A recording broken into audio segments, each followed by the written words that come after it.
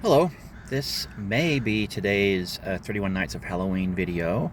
It may also just be a random thing I'm going to put up there just because I don't quite know how the day is going to go.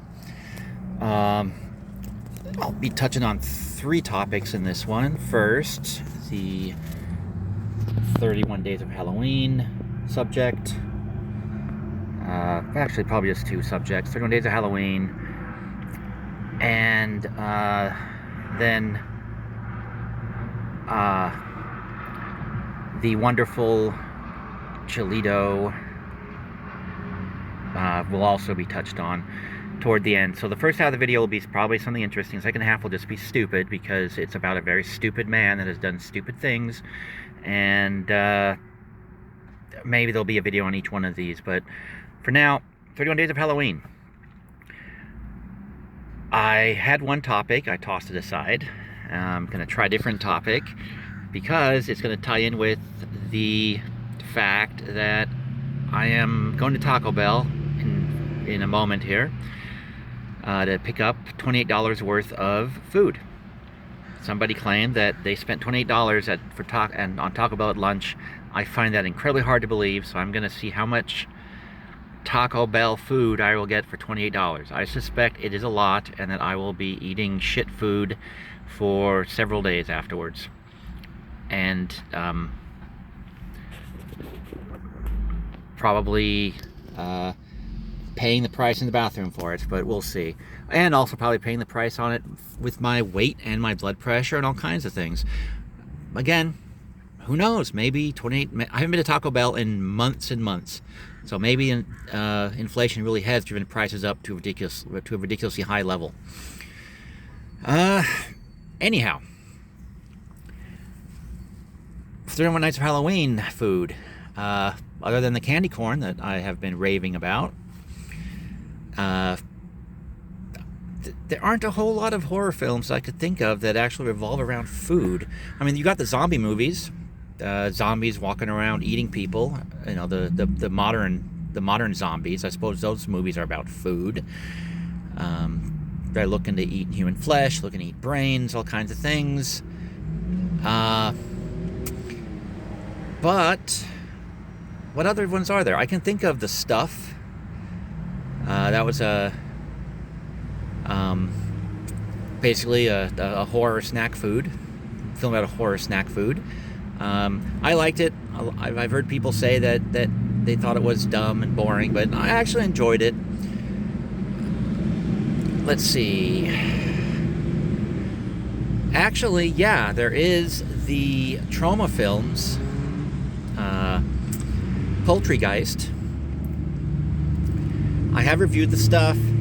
I meant to review Poultrygeist. I don't think I actually ever got around to it. I still have the DVD somewhere. One of these days, I will have to get back to actually writing that review. Probably watching the film again because it's been about a decade since I saw it. But Poultrygeist is about I believe memory serves, it's about a cursed chicken restaurant, like sort of a Kentucky Fried Chicken kind of place. The one thing that sticks in my mind about the film was the random kind of song and dance number that was in there. I found that absolutely hilarious. So yeah, if I'm going to review it, I have to watch it again. So yeah, there's Poultrygeist, which is a horror comedy. There's The Stuff, which is a horror film with a comedic element to it. There is, let's see what we have. There is also, Soylent Green. I suppose that's more of a science fiction film, but I guess it could fit in the horror category. There's a lot of overlap there between science fiction and horror. I will confess, I have not actually seen Soylent Green. I've made jokes about it, just because it's one of those films that you kind of know the general gist of, whether you've watched it or not. But I have never gotten around to watching Soylent Green. I suppose I should be admitting this to everybody out there, but it's kind of the same way. I worked for years writing fantasy role-playing games, and I hadn't actually read anything by Tolkien other than The Silmarillion, which I really liked. I tried The Hobbit and got super bored and stopped. It wasn't actually until I got paid to write some Lord of the Rings stuff that I forced myself to read the books. So you can file Soylent Green under that heading, where it's a film that classic that everybody talks about that I really should have seen but just never got around to. Spent too much time with really low grade B movies, I suppose. So yeah, I can only think of 3.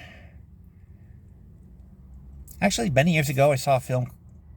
Oh, I tried watching it, but I gave up. Again, a film a lot of people say they like. I couldn't get through the first half hour. The Cook, the Wife, and Her Lover, I think was the title of it. I think it was a horror film. I don't know. I didn't get that far into it. Like I said, I just had better things to do. Never have gotten back to it. I hear it's good. Maybe now that it's 30, 35 years later, I should try it again. Maybe I'll like it better now. But I can't think of any other food-related horror films. They've got to be out there. Either I haven't seen them or I'm not thinking of them. I know there's some episodes of Tales from the Crypt that were food-related. Freddy's Nightmare that was food-related. Oh, and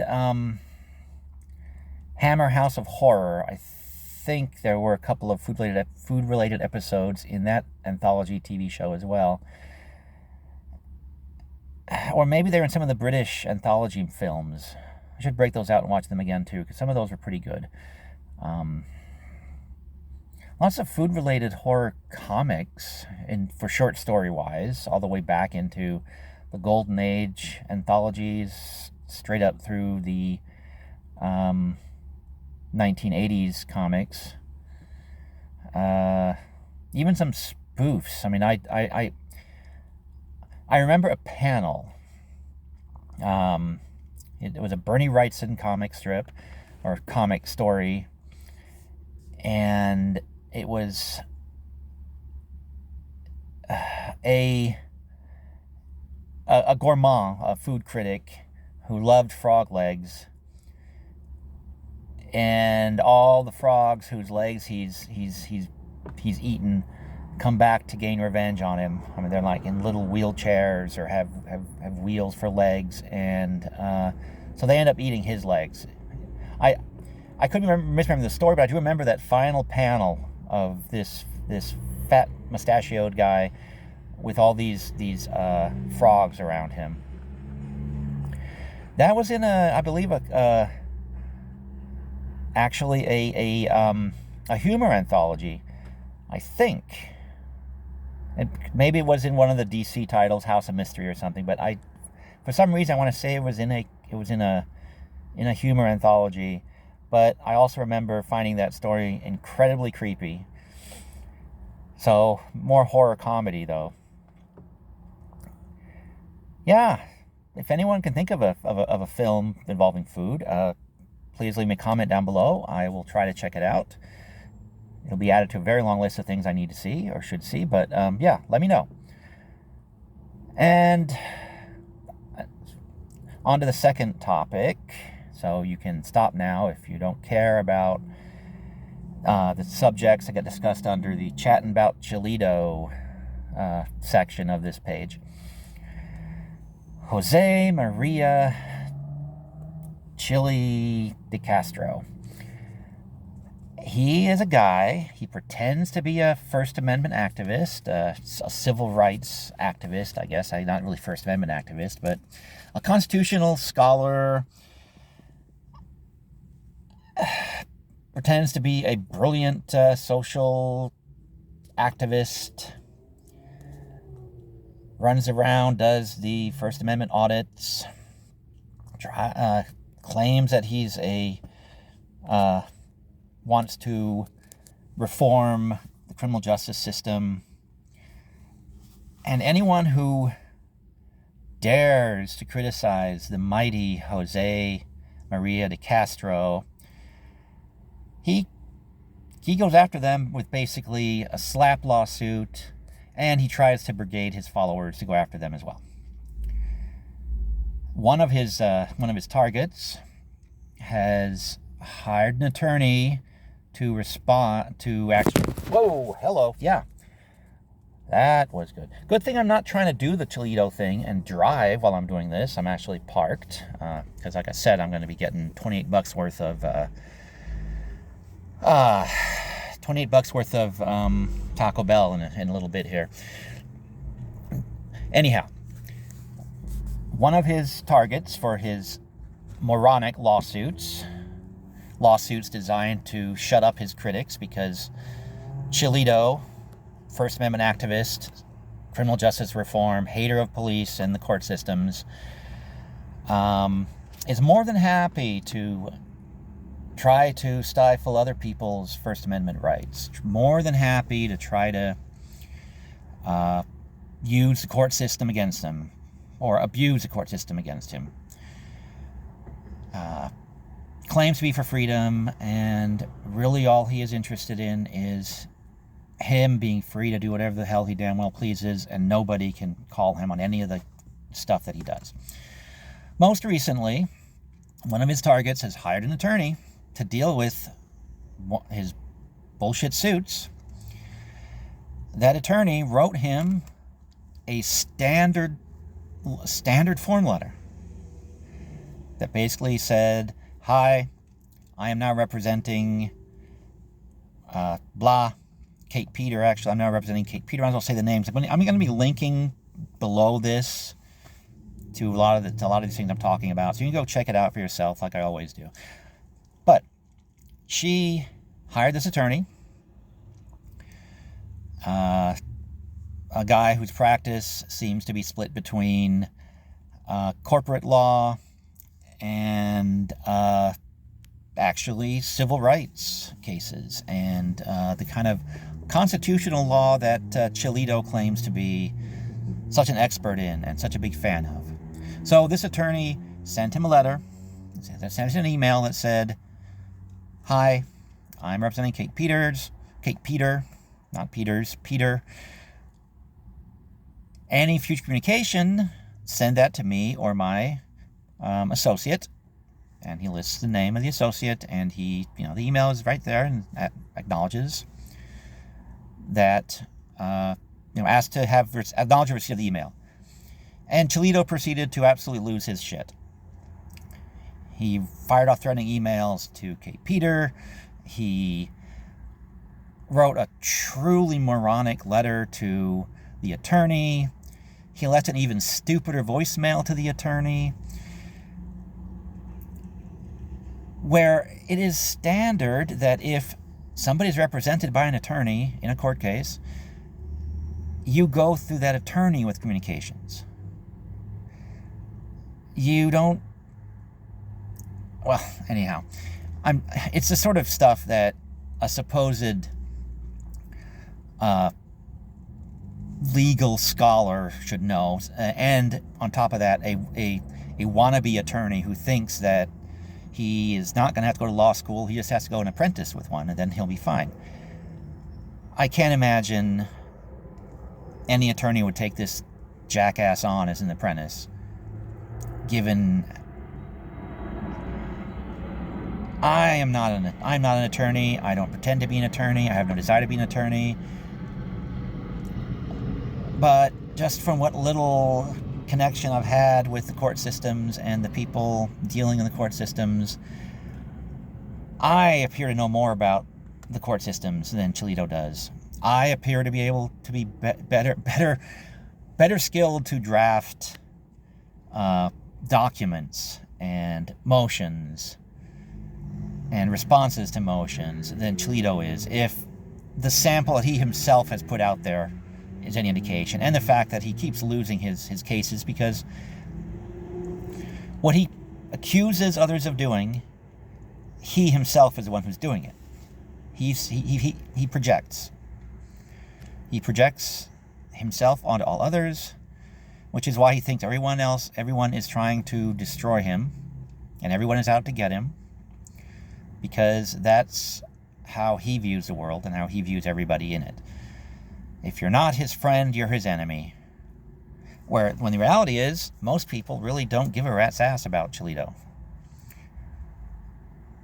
And as time goes on and he shows himself to be more and more just a dummy with no clue, fewer and fewer are going to care about him, except for the trolls who like making fun of him, because every time they make fun of him, he wets himself and he carries on, telling everybody what a big alpha male he is, blah, blah, blah.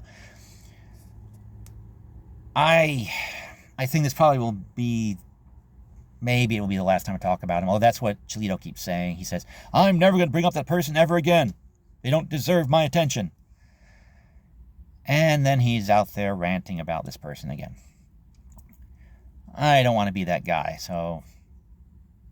But it's more and more evident that Chilito is not the malignant narcissist that I assumed he was. It's more probably there's some other mental defect going on there. Probably out-and-out retardation, along with bad socialization. So, commenting on his idiocy,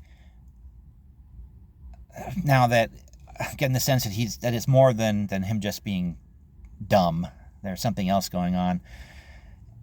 It's, kind of like, picking on the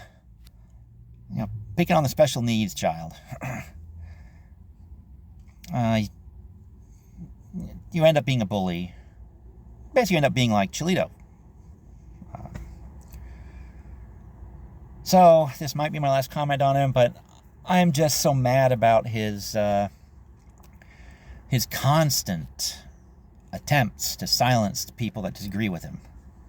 And silence the people that dare call him on his crap. Or even and silence people who tell the truth about him. I mean, he's Mr. Transparency, except when it comes to Chilito. Oh, you better not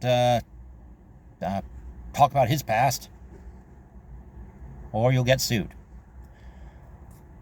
All right, well, I think I'm going to end it here. This may, like I said, just be sort of a random video I'm going to throw up there. Throw up, quite literally, because that's basically what this has been for almost 20 minutes of me just babbling. But yeah, please, if you're still here and you can think of a horror movie involving food, tell me in the comments. You can also tell me if you think I'm wrong about Chilito, the super necessary human, as well as the most powerful force in the universe and the greatest constitutional scholar in the history of constitutionality. Or something like that. Yeah, maybe next time I do this, I will be like Chilito, and I will actually drive the car and hold up the phone and wave it around as the car is moving, and hopefully not drop it or kill someone in the process. But that might be the difference between the super necessary humanoid and me. I actually have to kind of park the car if I'm going to be talking on the phone, talking at the camera. Maybe that's the definition. He likes to talk about what an alpha male he is. Maybe that's what makes him the alpha male, that he can drive the car, he can play with 2 different cell phones, and he can crap himself with white-hot rage when he sees someone saying negative things about him in the side chat of his broadcast. Because Lord knows I can't do that. So yeah, maybe I guess I will grant the super necessary humanoid that he has certain skills that I don't have. But then I don't want to develop them because I am not an idiot, and I don't want to put myself and others at risk. So, anyhow, I am done. I'm going to go get myself $28 worth of really shitty food, and then we'll see what happens from there.